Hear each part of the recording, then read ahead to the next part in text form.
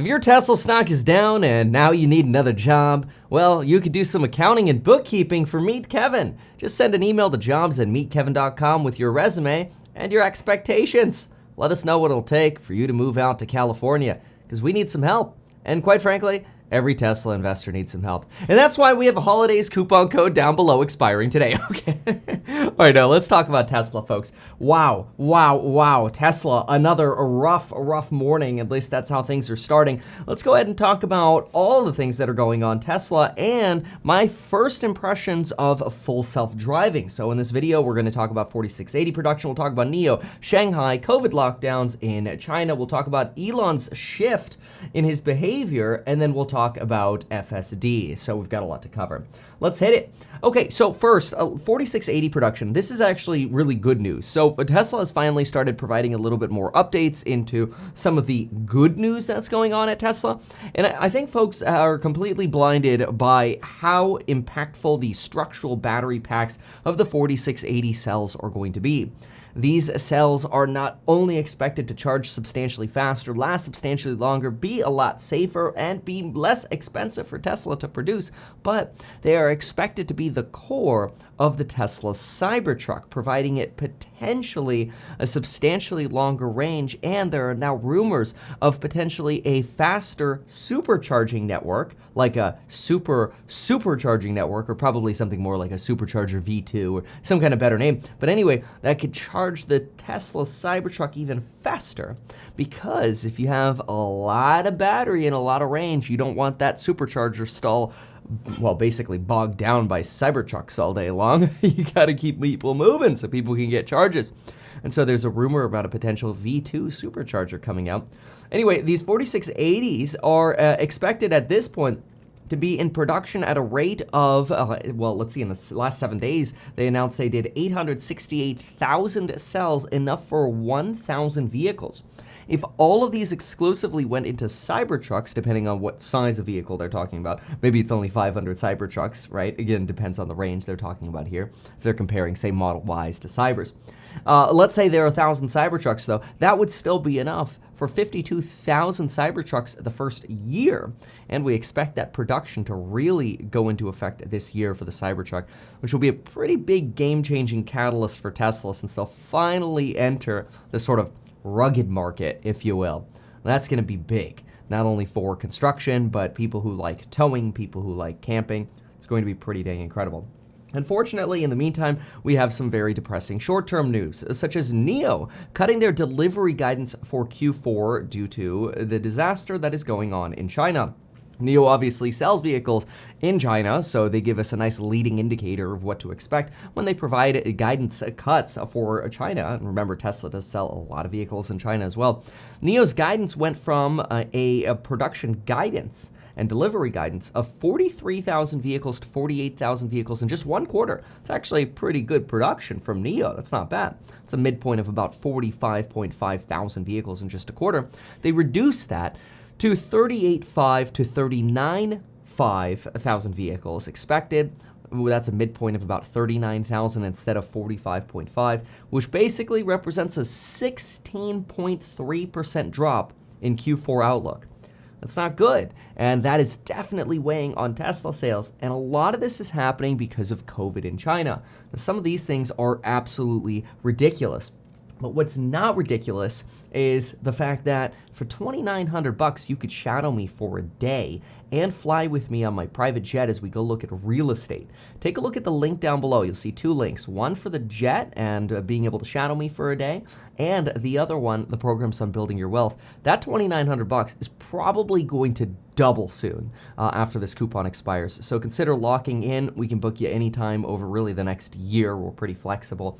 However, we are starting to get to the point where we can't manage how many bookings we have. It's pretty incredible how many we have already, but we're gonna have a pretty amazing time. So check that out, linked down below. It's right next to the educational programs, which has that same coupon code expiring today. Link down below. And if you have any bundle questions, just email me at kevin@meetkevin.com, and I'll make sure you get taken care of with your bundle requests.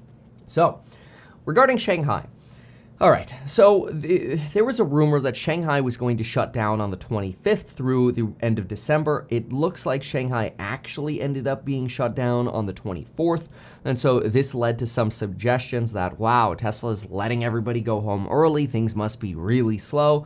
And now Tesla China has, of course, responded and said, well, this isn't completely accurate, but they're not exactly the best at PR, so hence stock down. Now, this also, comes in addition to the fact that in January, Tesla Shanghai will have an extended product shutdown or production shutdown. Keep in mind, Tesla Shanghai is the most inexpensive, most efficient, and most producing or top producing gigafactory for Tesla. So it's a big deal, at least until Berlin and Austin fully ramp and Fremont continues its build out, although what you're paying in Tesla California for cars is a lot more expensive than what you're paying in Tesla China. But anyway, the production shutdown is expected to run from January 19th through January 31st. That means we'll only actually see production from about January 3rd to January 19th. That's only about 17 days in January. That's almost a 50% shutdown if you consider the days that we're going to be down here in December. You've got almost a total of, well, about 3/4 of a month of a shutdown for Tesla's most productive factory. So a little bit of a concern here, especially since the public Chinese New Year holiday is technically from January 21st to the 27th.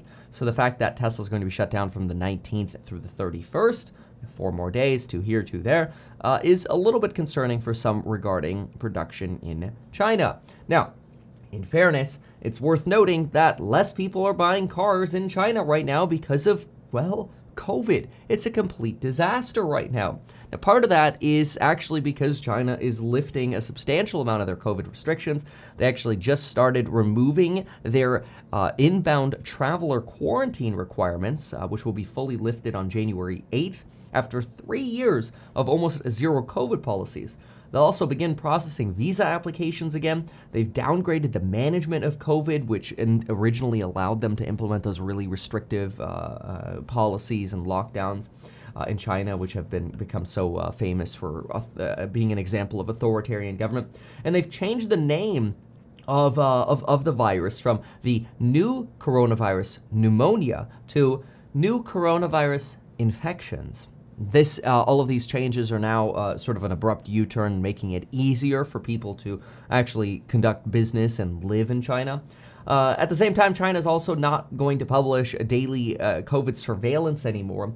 However, we've got plenty of insights into coroners' offices, where dead people go, and hospitals being severely understaffed, not enough fever medication, so people are staying home longer and sicker longer.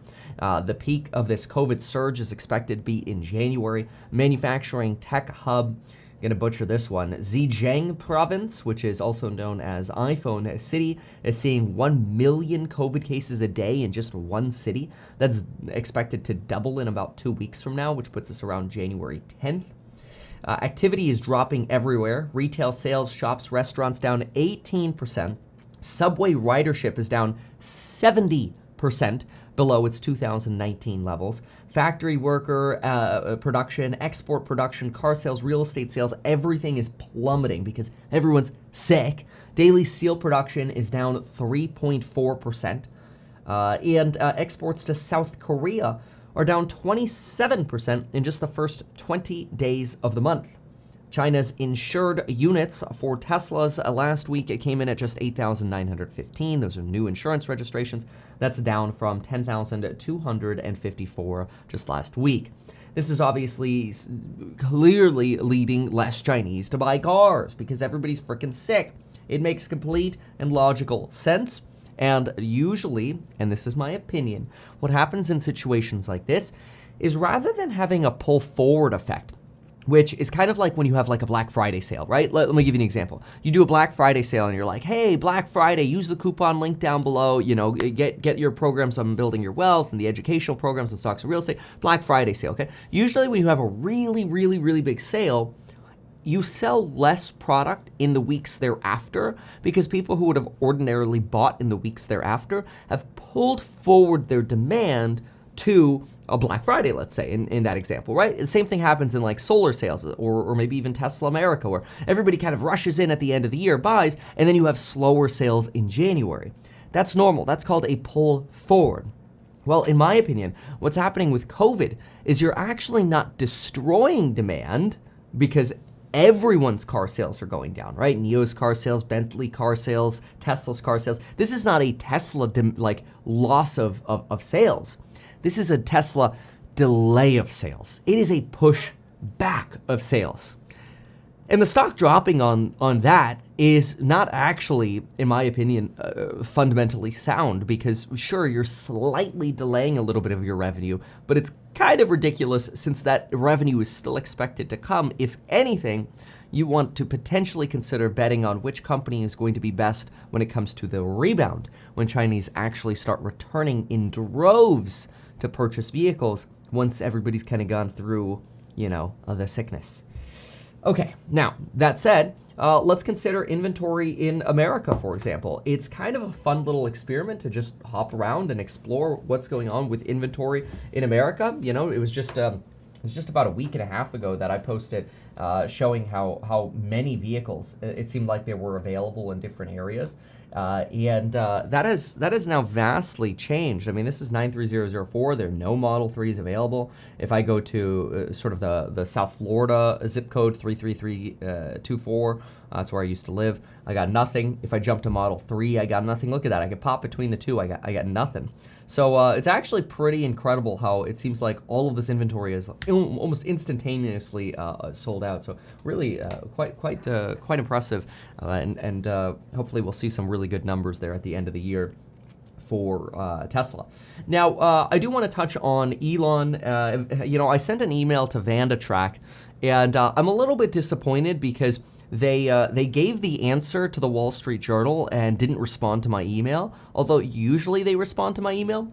I thought this was a little funny. I'm a subscriber of VandaTrack. They're a research firm. They're very expensive, but they're also very good. But anyway, I emailed them. I go, hey, can we get a number? How much has retail bought Tesla stock so far this year in 2022? And then like 3 days later, the Wall Street Journal runs an article. According to VandaTrack, retail has bought X dollars of Tesla throughout December 16th, 2022. And I'm like, anyway, so retail bought $15.2 billion of Tesla. Now that contrasts to Elon Musk, who has sold $23 billion this year of Tesla. That means retail needs to step up their buy and hodl game by 50% just to break even from Elon Musk's selling pressure on the order book. How crazy is that? That's pretty wild, huh? Now, I do want to give Elon props, and this is not to be political. I have to give this disclaimer every time because every time I mention this, people think that like I'm making a case as to whether or not somebody should or should not be prosecuted. I'm not bestowing my opinion on politics here at all. I'm simply going to make a very clear point that when you're running an advertising business, you are putting your foot in your mouth when you make very politically blunt statements.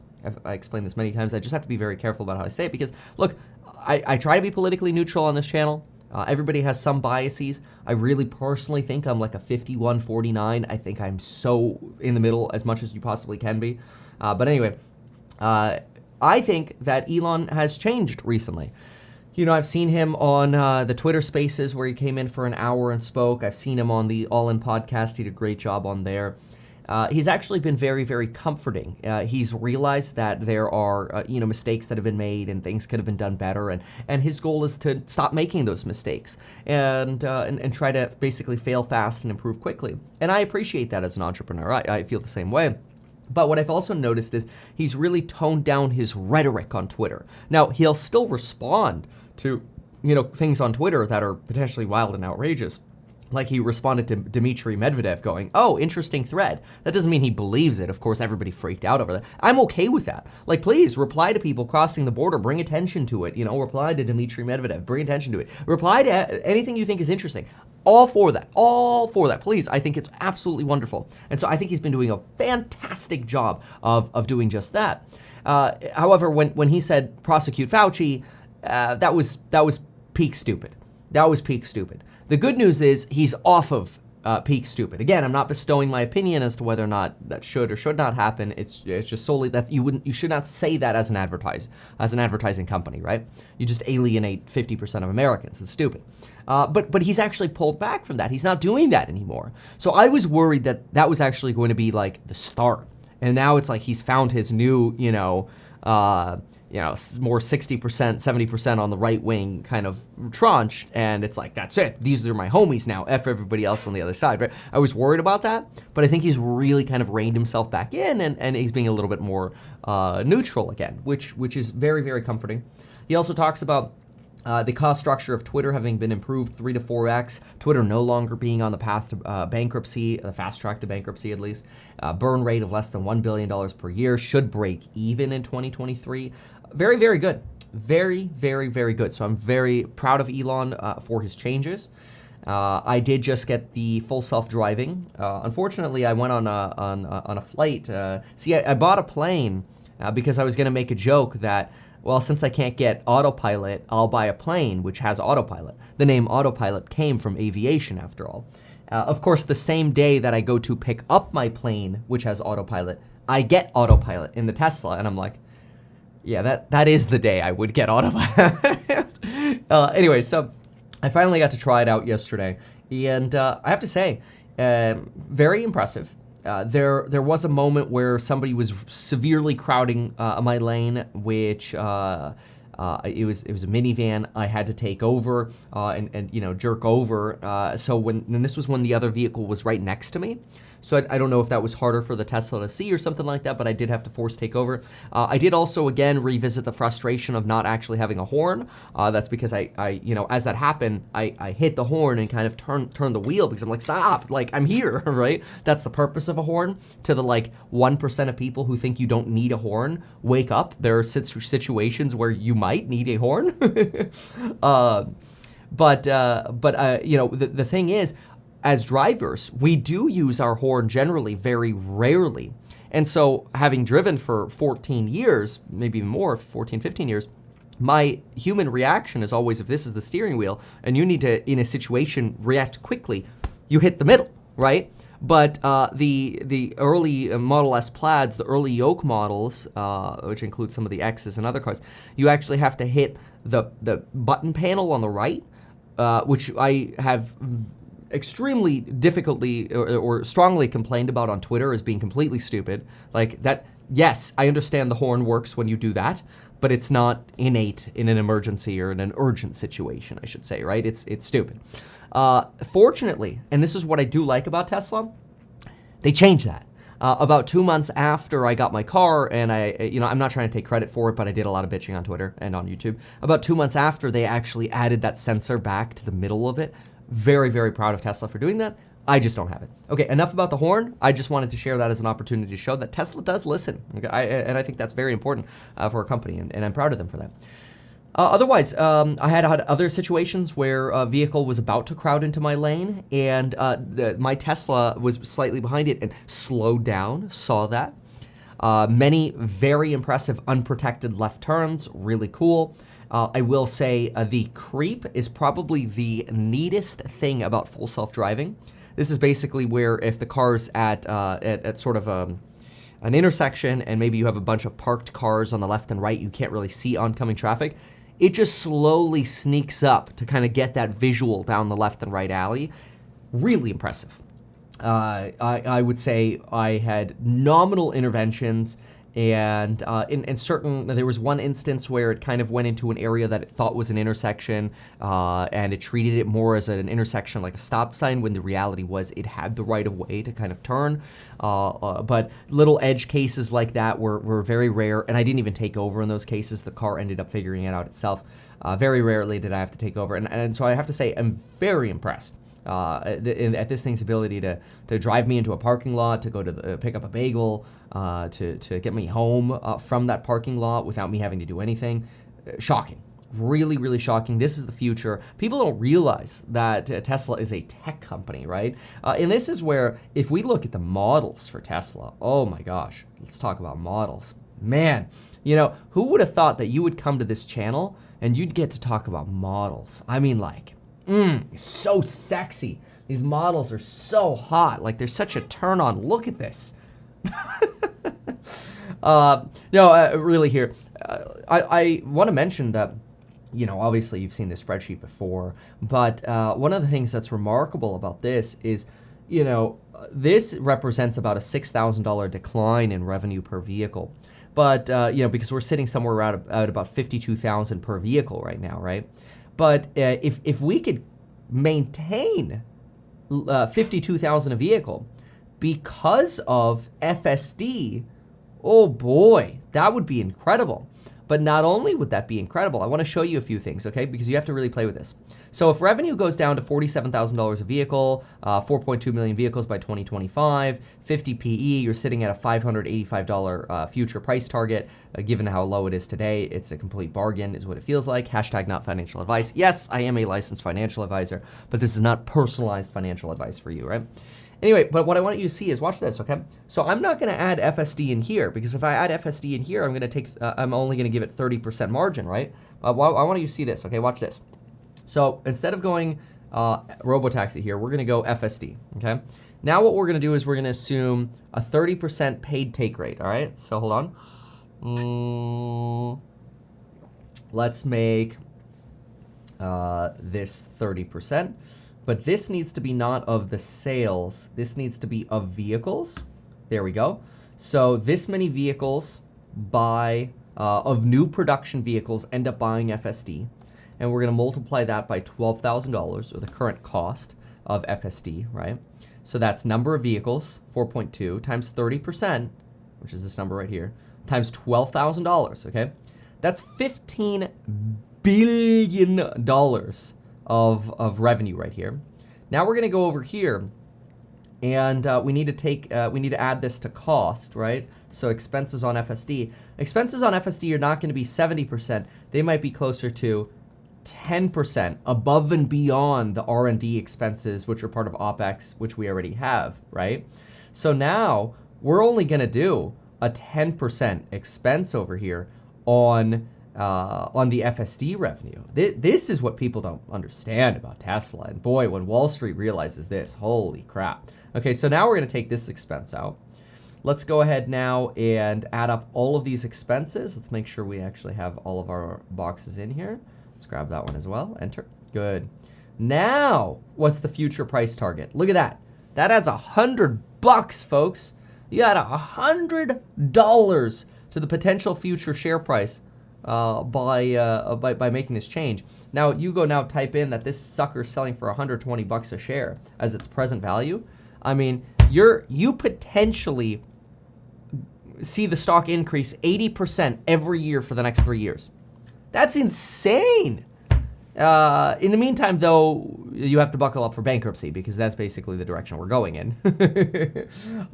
You know, it's what Warren Buffett says. You know, the stock market can remain irrational longer than you can remain solvent. Holy crap, it's down 6.4%. I started filming this video on the green candles here, and it's like, oh, it's okay, it's recovering. Anyway, so I guess it's down to $115 down. Anyway, that's why Tesla's falling. The things we talked about. Oh, wow. ARK is down 3.5%. The NASDAQ's down 1.3%. Holy crap. Oh, my gosh. Yeah, this is dirty. Holy smokers. Anyway, so, yeah, welcome to a recession and substantial fear. I am of the belief that there's certainly more pain ahead, especially since December's not over. And just because we go into a new year doesn't mean that things actually change. However, if you do want some more end-of-the-year tax deductions, consider pre-buying yourself a day of shadowing with Kevin. What some people are actually doing is they're buying multiple tickets.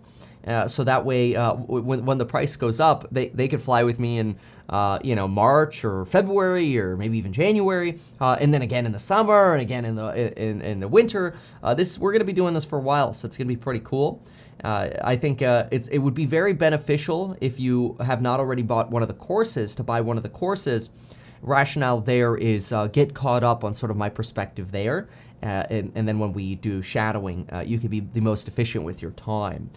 That's my thought here. So anyway, thank you so much for watching. Cheers, everyone. Good luck. Try to stay sane. This is the irrationality of the stock market. And when things go up, things come down. That's the way stocks work. And so you got to go through the pain to enjoy the gains.